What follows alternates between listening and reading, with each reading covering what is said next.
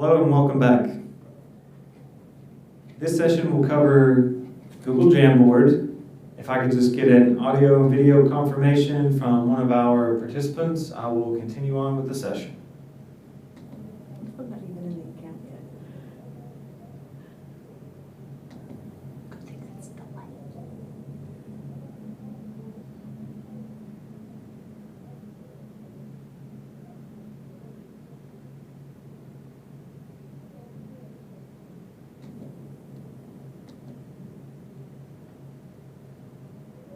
not loading.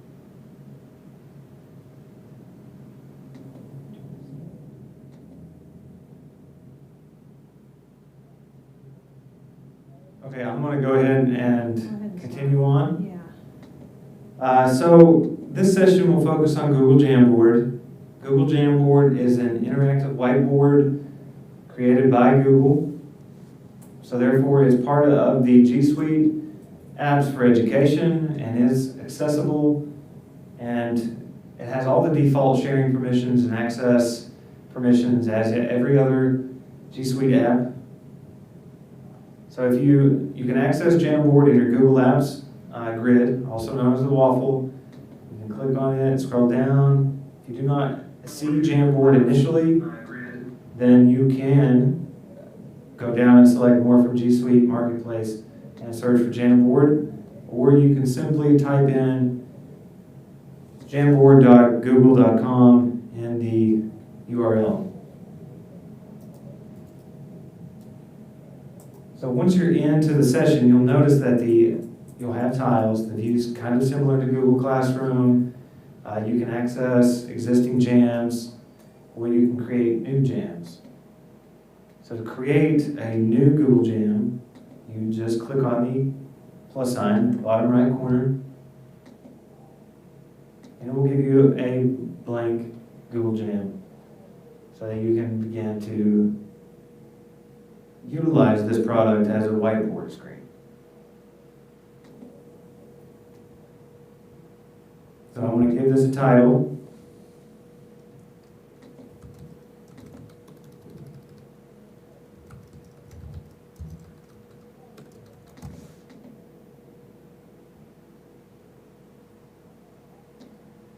Okay, now let's go through some of the tools that we have available.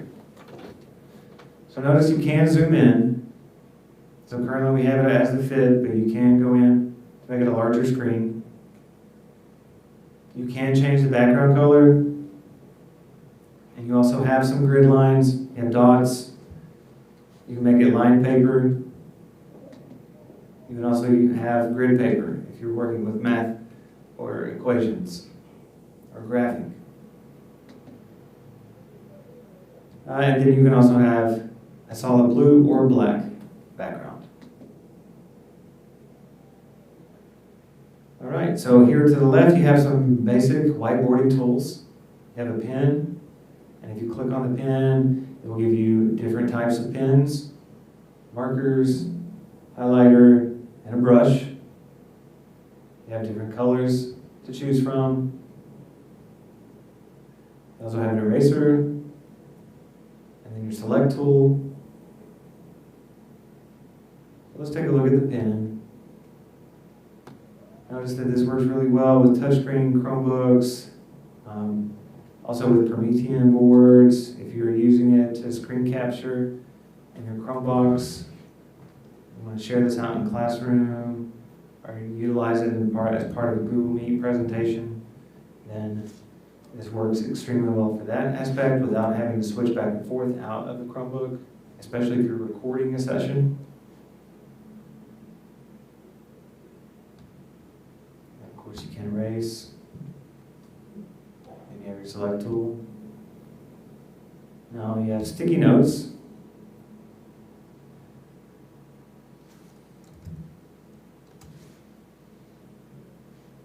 You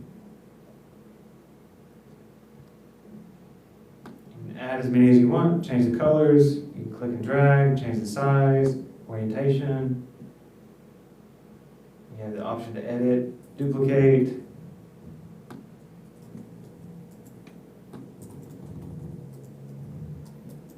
So if I added people to this, which we will do here later on in the session, you can start to see how maybe perhaps my first sticky note will be a prompt or a question, and then I can have all of my other students add answer note stickies to the board. So this is if you've utilized this kind of feature in Nearpod or a Pear Deck or a Padlet, then this is the same type of feature that you have in those programs. You can do shapes, so you can insert shapes. You also have images, so you can do a Google image search.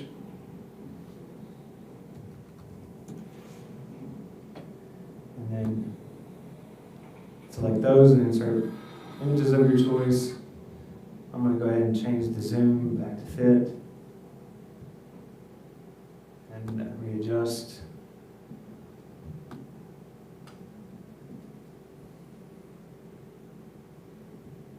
You also have the ability to add text.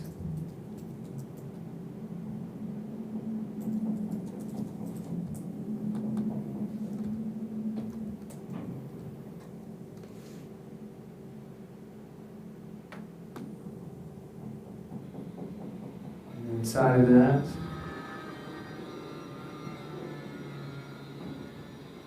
you have text colors and alignment controls.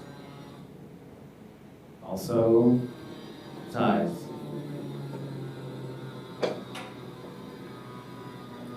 And then you also have a laser pointer. So if you're in the middle of a demonstration, then you can utilize a laser pointer instead of your mouse, and then if you click on that, you'll notice you get a little delayed drag after effect, so that the tracer will fall around. That does disappear. So another good feature about jams is that you can add as many cards as you would like to your jam. So once this frame fills up, you just click next, and then you have a new frame to continue on with your lesson. So whenever you're finished with your jam, if you click on more actions, you'll notice that you can rename the jam, you can download it as PDF, you can save individual frames as an image, and you can make copies of your jam. Also remember that you do have the share button, just like in Google Docs or Slides or any other Google apps. So you click share, and you can add people individually, give them editing access. You can send that to them, or you can get a link. So remember though, if I want to share this link in my Google Classroom and I want all my students to collaborate on one jam, then I need to change this permission from anyone in this group with the link and view to just hit change, click the drop down, edit. So now anyone in this group with this link can edit. You're never going to have editing access to this jam.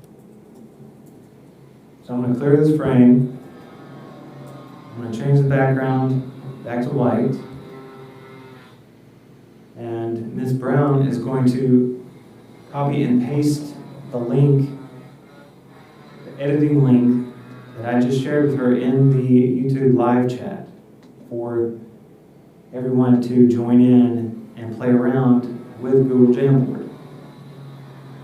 So I encourage you to get in, play around with the tools. I use inserts and images. I use the drawing tool, the text box, the shapes. Kind of get a general feel of what Jamboard is. Also, one of the things you'll notice is whenever people start to join in, the picture that they have or icon that they have for their Google account will appear as they begin to write on Jamboard.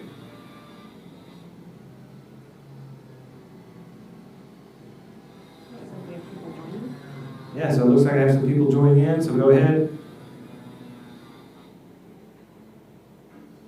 use a Post-it, draw on the board.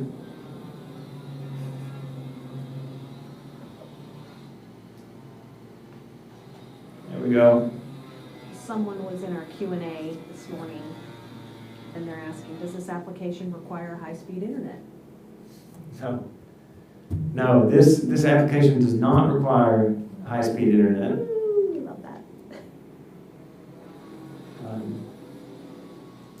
So this is definitely a way to collaborate with students without having a lot of bandwidth usage. I like the hello picture. And this the Post-its, and you can see how you can kind of manipulate and maneuver those around. You can set up different Jamboards for different groups, and they can distance learn, collaborate with face-to-face. That's true. Some of the ideas that have been going around is that you can set up different jams for different groups, right? And so they can do distance learning, group work, they can face-to-face group work, even in that distance, even when that social distancing is taking place. Well, here is a way to still accomplish some group work inside of your classroom. You can assign your students to create their own jams in their groups. You can assign groups and then have them create jams, collaborative jams, and then have them present those to you or share them with you. There's lots of different options here. Since you can create as many different slide decks as you want, you do have the ability to almost create a presentation from a jam.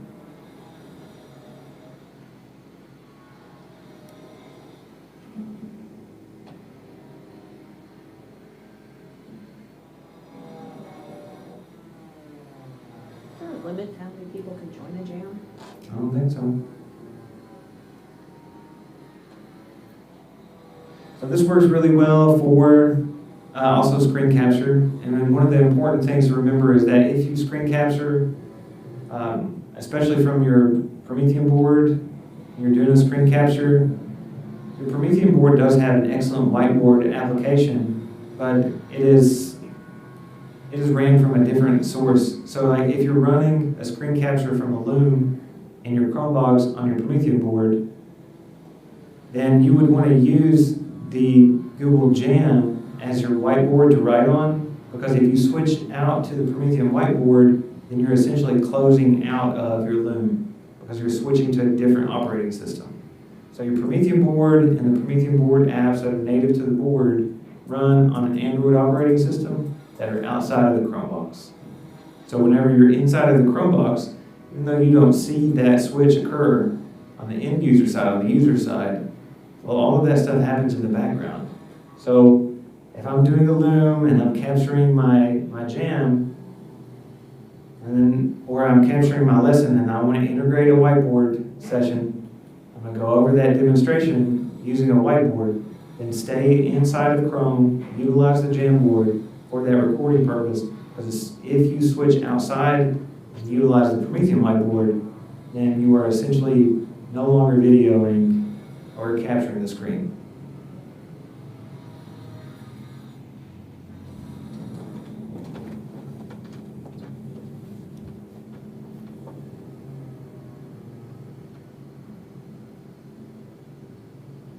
And I'm sure you can think of many different ways to utilize this interactive whiteboard, even just for questions and assignments,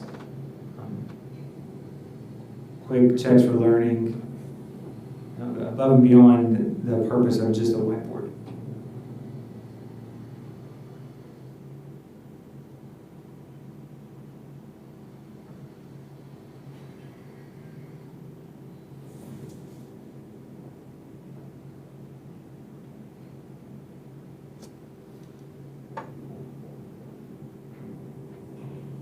Maybe talk about how to remove something inappropriate. Yeah, that's true. Oops. All right, so let's say you shared this out to your students and one of them does happen to write or put up a Post-it that may be, or insert a picture that may be inappropriate. Well, you can always delete those. So notice that If you select the box, you have the more action icon, you just go to delete. Also, you have the clear frame option, yes.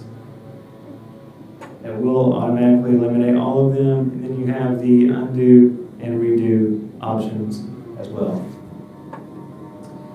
Is there a way to know or track which students are putting what content on the board? The only real way to see is in action, so that I've noticed. And like, for example, if I'm sitting here watching, I can see, but based on the person's icon, but there's no version history or revision history like there are in some of the other G Suite apps.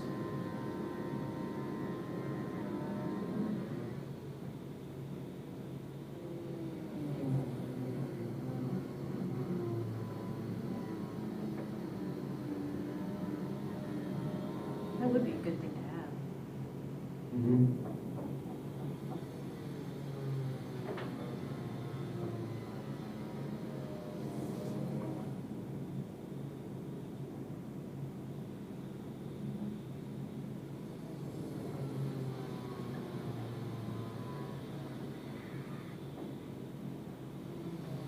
Any other questions?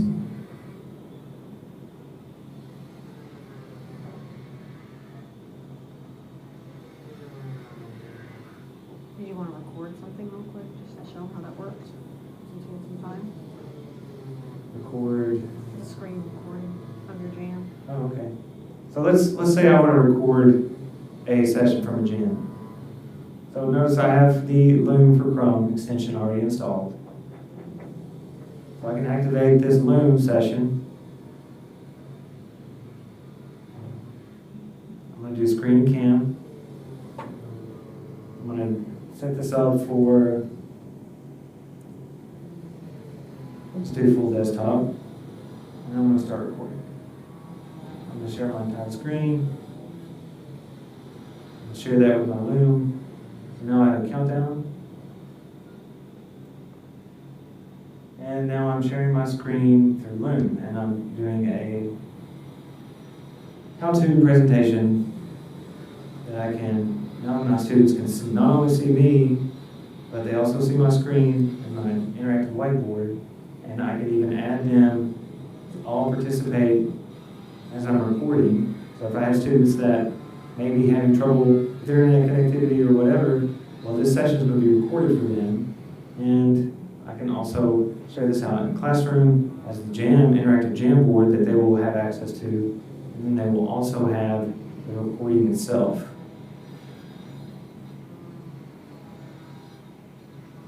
So I'm going to stop the recording. It's going to take me into that recording itself. I'm just going to go ahead and copy this link. Go over here, and I'm going to throw in the text box.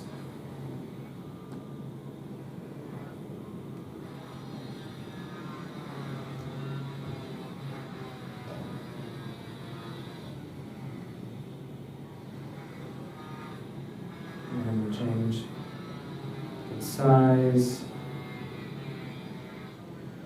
Now I have my Loom recording right here in Jam.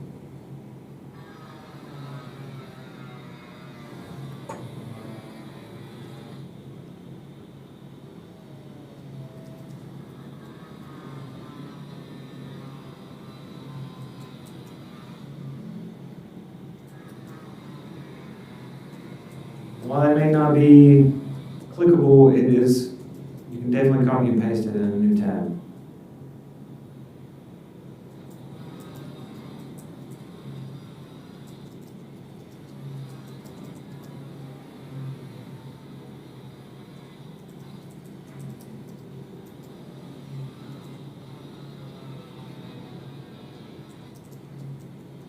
So I think Google Jam is a great tool, very beneficial, and I think one of the best things about Google Jam is how simplistic it is.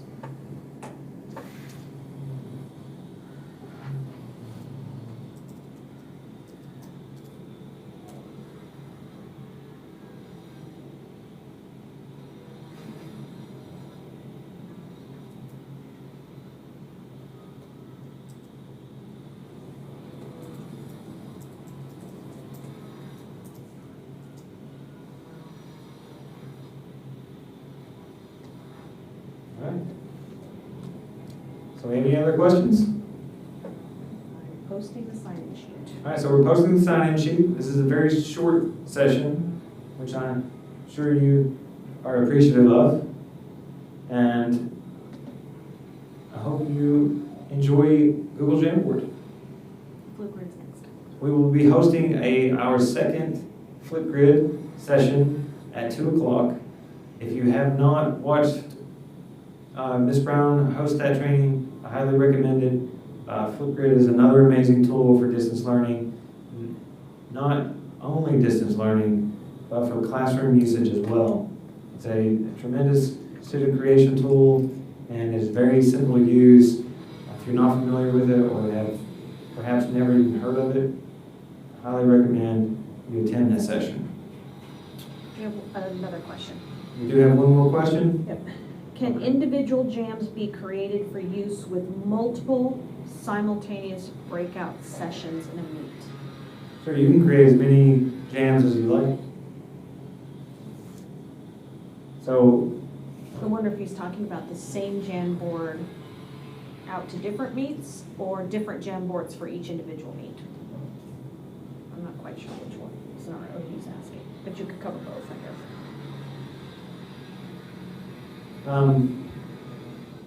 if you want to use the same Jamboard for multiple great breakout rooms, and just copy and paste that same link to each breakout group.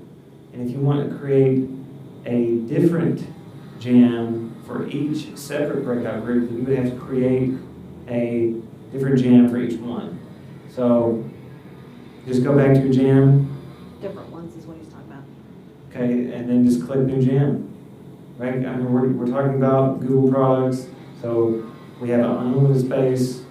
As an EDU license, we can create unlimited amount of jams, and you can just continue to add jam.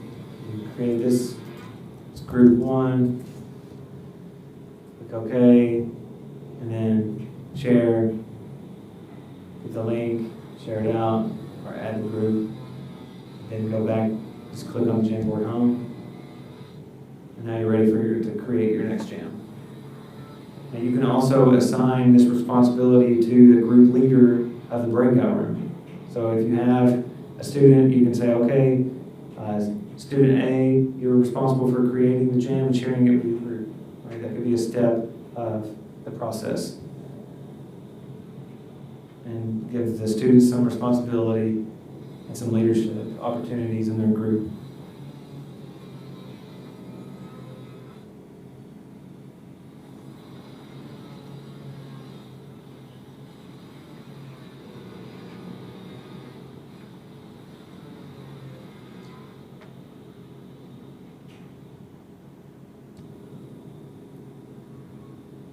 Okay, perfect.